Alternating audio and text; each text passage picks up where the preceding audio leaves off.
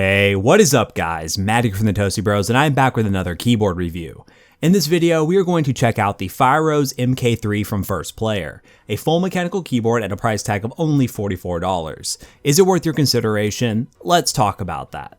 I have checked out a ton of mechanical keyboards recently, and this one pretty much falls in line with the rest. It's a full mechanical keyboard with Cherry MX Blue clone switches, specifically Automu Blue switches, a common choice for budget mechanical keyboards. The build quality of this keyboard is good for its price. It isn't super premium, but does have a solid build with very little flex to it. The keycaps are once again that horrible budget gamer font. This is a common plague amongst budget mechanical keyboards. The typeface is not my favorite because I do prefer a more neutral typeface. The keycaps themselves are ABS plastic, your standard budget keycap. They are double shot however, so they do stand up very well to repetitive use. Onto the back of the board, where there are risers with no slick pads. They add decent height to the keyboard and get a pass in my book. The cable itself is the big gripe that I have overall with this keyboard. One, it is not braided, and two, it is not removable. Having one not the other would have been okay by 1stplayer, but I can't see it being acceptable that 1stplayer could not include either or. Most budget boards out there at least have one of these options.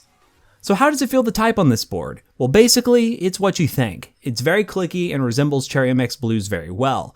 It is a tad bit louder than your typical Blues keyboard, but don't take my word for it. Here's a typing test.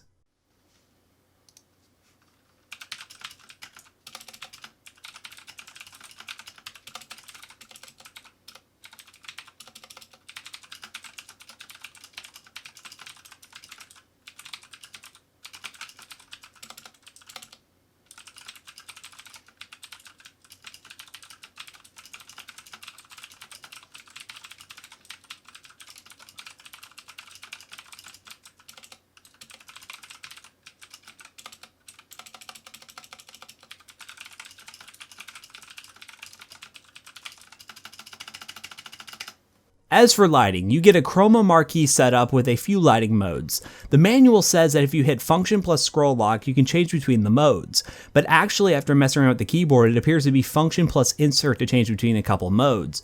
But you know what? Let's take a look at them.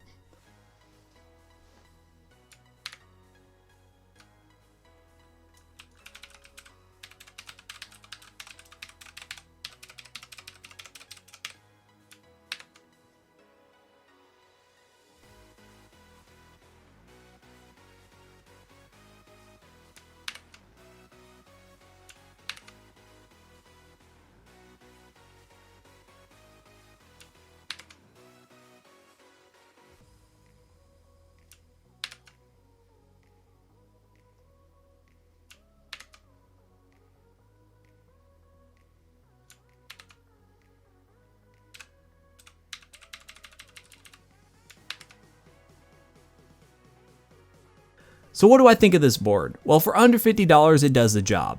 It wouldn't be my go-to option of keyboard with others on the market for just $10 more like the Ajaz AK33 or even the steampunk keyboard from 1stplayer itself.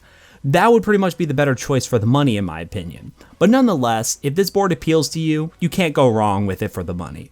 That about wraps things up here guys. If you liked this video, leave a like and comment down below. A link to purchase this board will be in the description down below as well.